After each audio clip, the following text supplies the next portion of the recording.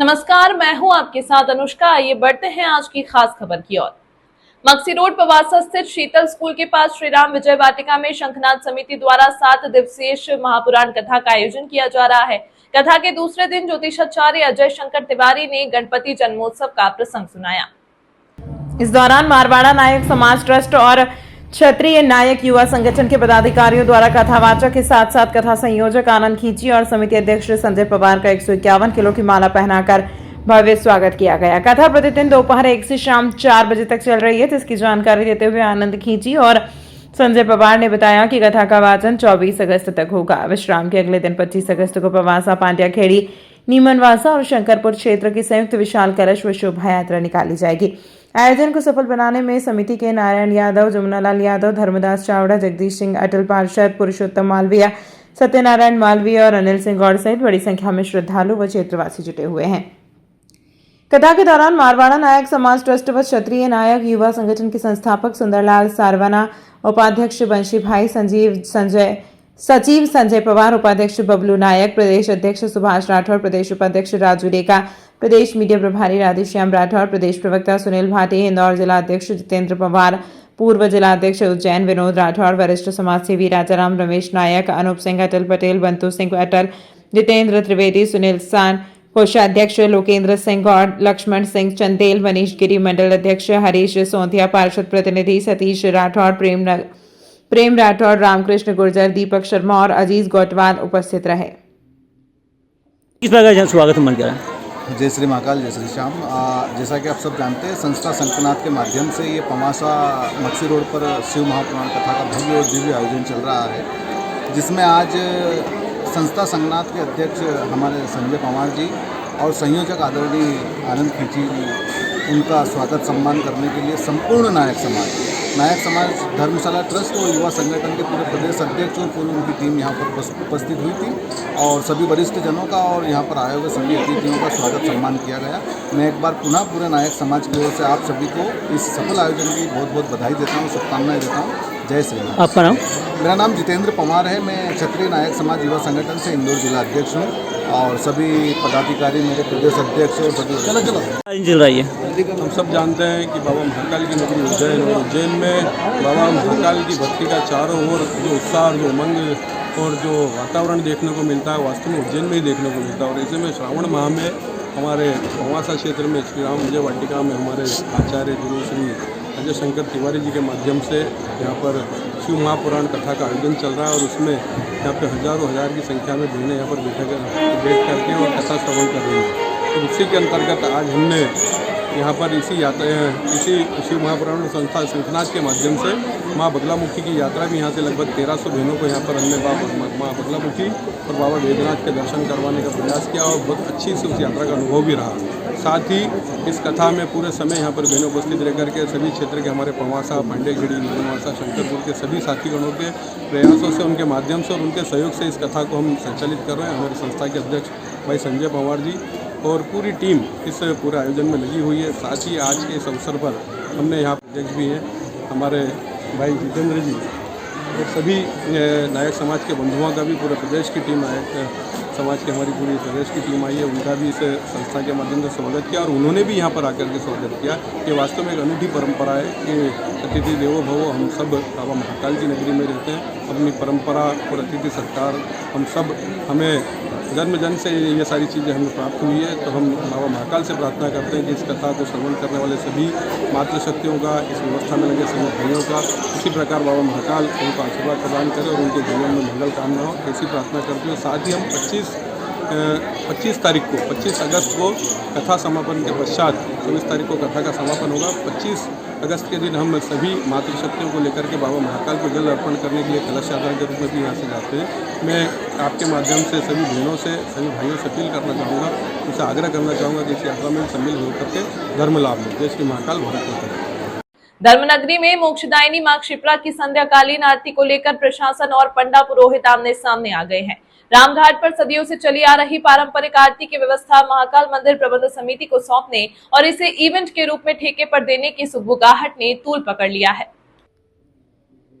इस प्रशासनिक पैतरे से खफा पंडा समिति ने मुख्यमंत्री के नाम कलेक्टर को कड़ा 15 सूत्रीय ज्ञापन सौंपकर मोर्चा खोल दिया है। पुरोहित समाज ने 2 टूक चेतावनी दी है कि परंपराओं के साथ खिलवाड़ बर्दाश्त नहीं किया जाएगा और यदि मनमानी नहीं रुकी तो उग्र आंदोलन का रास्ता अपनाया जाएगा। विवाद उस वक्त गहराया जब महाकाल समिति के जरिए घाट पर वेद विद्यार्थियों से आरती कराने के प्रयास शुरू हुए। पंडा समिति के प्रमुख राजेश त्रिवेदी ने कड़े तेवर दिखाते हुए आरोप लगाया कि आरती को ठेके पर देना और इसे इवेंट बनाना सनातन संस्कृति की मूल भावना पर सीधा प्रहार है।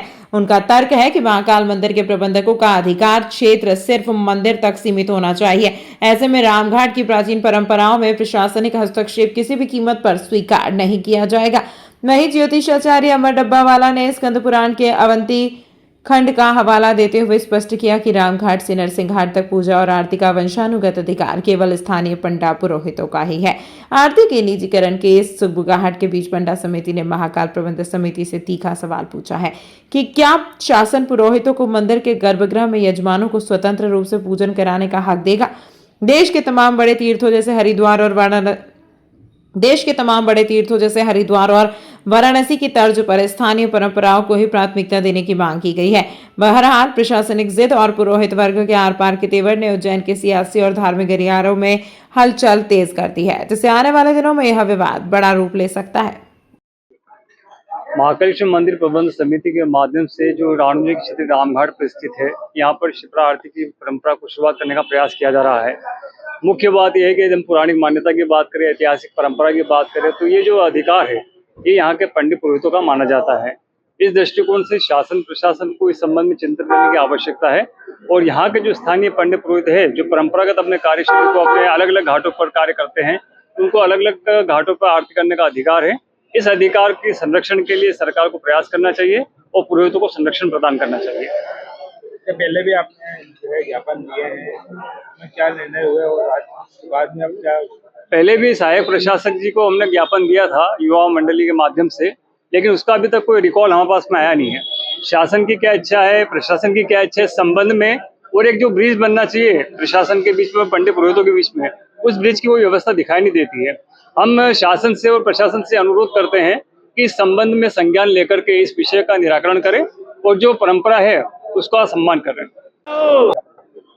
जैसा कि सर्वविदित है, लगभग पिछले 15 दिनों से 17 दिनों से रामघाट जो कि मुख्य उज्जैन नगर का घाट है, जहां पर परंपरागत तीर्थ पुरोहितों के द्वारा आरती पूजन, यात्रियों का पूजन पाठ का कार्य इत्यादि कराया जाता है, वहां पर अपने अधिकार क्षेत्र से बाहर आते हुए महाकाल मंदिर प्रबंध समिति के माध्यम से आरती की शुरुआत कराई गई है।